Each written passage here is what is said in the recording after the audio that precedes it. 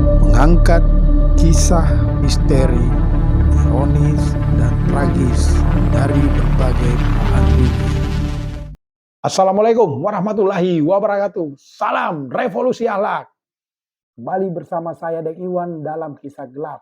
Kali ini kita akan mengangkat kisah tentang kerinduan umat atas kehadiran Imam Besar Habib Rizik Syihab atau IBHRS dalam memimpin perubahan ke arah negeri yang lebih baik, negeri yang baldatun thayyibatun warabbun ghafur. Umat memahami posisi Habib Rizik dalam status hukumnya sebagai narapidana yang bebas bersyarat. Namun di sisi lain, umat butuh pemimpin, sosok yang memenuhi syarat untuk melakukan perubahan, sosok yang amanah dan berani yang ada pada diri Habib Rizik. Apakah Habib Rizik akan hadir kembali? Yuk kita simak videonya berikut ini. Jangan lupa subscribe, like, komen, dan share sebanyak-banyaknya. Yuk kita nonton bersama-sama.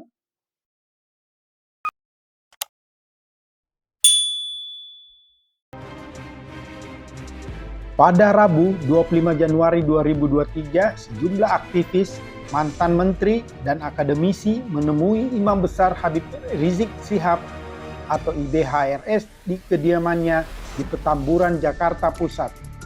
Hadir dalam pertemuan itu diantaranya mantan Menteri Koordinator Bidang Kemaritiman Rizal Ramli, ahli hukum Refli Harun, serta sejumlah aktivis diantaranya Egy Sujana serta Marwan Batubara.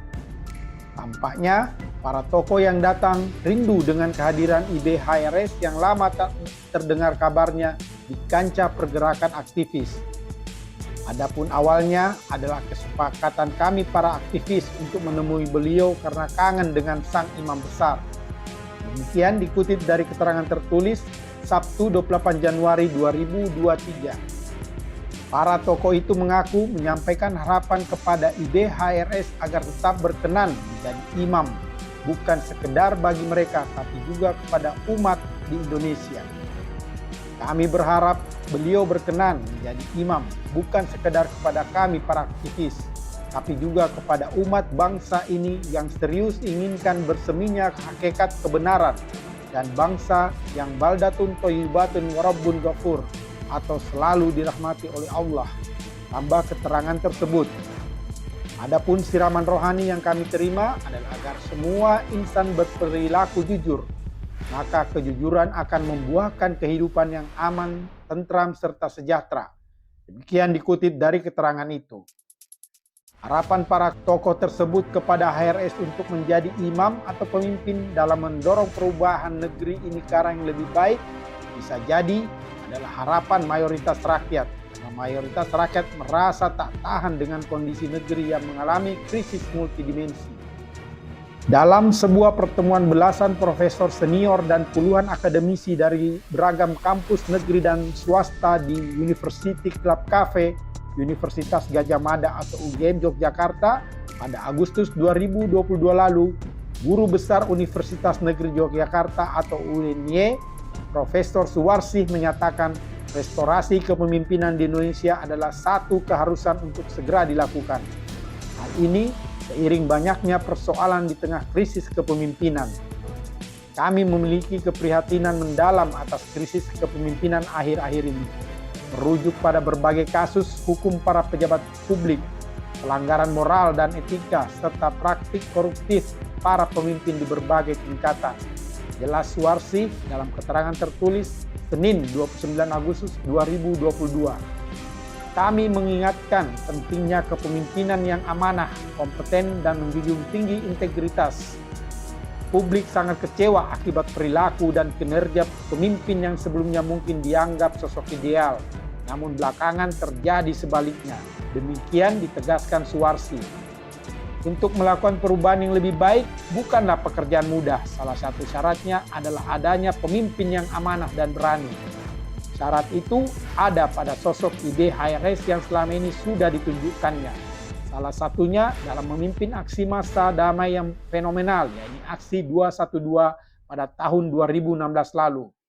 Pertanyaannya, Apakah IBHRS yang diharapkan para tokoh dan mayoritas rakyat untuk memimpin perubahan akan kembali hadir? Meskipun ruang geraknya terbelenggu dengan status hukum bebas bersyarat. Diketahui, IBHRS dinyatakan bebas bersyarat pada Rabu 20 Juli 2022 dengan expirasi akhir 10 Juni 2023 dan habis masa percobaan 10 Juni 2024. Selama waktu tersebut, IBHRS harus menjalani bimbingan dari pihak Balai Pemasyarakatan atau Bapas Jakarta Pusat. Karena undang-undang mengatur pembebasan bersyarat itu dihitung 1 tahun percobaan setelah masa tahanan berakhir. Masa tahanan sesuai vonis Juni 2023. Kalau tambahan setahun berarti Juni 2024. Ujarnya dalam podcast bersama Refli Harun di laman YouTube Refli Jumat 27 Januari 2022. Artinya, hingga Juni 2024, IBHRS tak bisa bebas bergerak seperti saat memimpin aksi 212 lalu. Sebelumnya, IBHRS diproses hukum atas 2 tindak pidana, yaitu berdasarkan pasal 93 Undang-Undang Nomor 6 Tahun 2018 tentang kekarantinaan kesehatan dengan hukuman pidana penjara 8 bulan dan denda 20 juta rupiah, subsidiar 5 bulan kurungan. Namun denda telah dibayar IBHRS. Kemudian tindak pidana menyiarkan berita bohong berdasarkan pasal 14 Undang-Undang Nomor 1 Tahun 1946 tentang peraturan hukum pidana dengan vonis pidana penjara selama 2 tahun.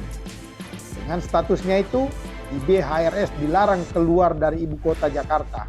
Bahkan ke Depok atau Bogor sekalipun ia tidak diperbolehkan kecuali dapat izin sesuai dengan prosedur berlaku.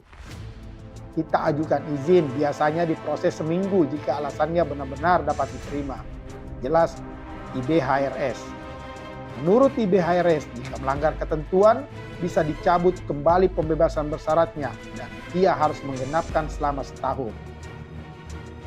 Saat menghadiri reuni 212 di Masjid At-Tin, Jakarta Timur pada Jumat 2 Desember 2022 lalu, IBHRS mengaku sempat mempertimbangkan kehadirannya karena statusnya tersebut. Panitia reuni 212 sudah meminta saya untuk hadir ke acara reuni, tapi saya butuh saran dan pertimbangan dari kuasa hukum karena status saya masih pembebasan bersyarat, kata IBHRS saat memberikan tausiah di hadapan ribuan jamaah di Masjid At-Tin. Kata pengacara saya, secara jujur itu kehadiran saya di reuni tidak masalah. Bahkan hadir di demo pun tidak masalah, karena penyampaian pendapat itu dilindungi hukum. Tapi saya diminta tanya ke panitia reuni, pastikan kegiatan tersebut sudah lapor ke pihak berwajib, ujar IBHRS. IBHRS pun mengaku tim kuasa hukum menyarankan untuk tidak hadir ke aksi unjuk rasa. Untuk itu, pengacaranya keberatan jika reuni 212 di Masjid At-Tin tersebut berbentuk aksi demonstrasi massa. Kalau semisal aksi unjuk rasa, saya pasti jadi disalahkan. Karena menurut kuasa hukum saya, kalau aksi demo itu sulit untuk membendung statement massa.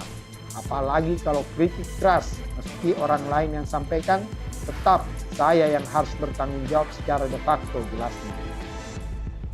Panitia sampaikan ke saya, acaranya berbentuk ibadah. Sudah lapor ke pihak berwajib juga, jadi saya mau hadir ke acara ini. Jelas IBHRS. Itulah gambaran posisi IBHRS yang masih terpenjara dengan status hukumnya. Meski begitu, harapan masih menyala di dada mayoritas rakyat yang mengharapkan kehadiran IBHRS untuk memimpin perubahan dengan slogan revolusi akhlak. Akankah IBHRS terinspirasi oleh Khomeini sebagai pemimpin revolusi Iran? Khomeini yang diusir dari negaranya dan berdiam di pinggiran Prancis mengirimkan pesannya yang direkam dan disebarkan pengikutnya, membuat masyarakat Iran garang hingga mampu menjatuhkan rezim Muhammad Reza Shah Pahlavi. Meski bagi kita semua tentu berharap negeri yang kita cinta ini bisa berubah ke arah yang lebih baik dengan cara konstitusional yang aman dan damai. Amin ya rabbal alamin. Demikianlah kisah gelap kali ini. Sampai bertemu dalam kisah gelap berikutnya. Wassalam.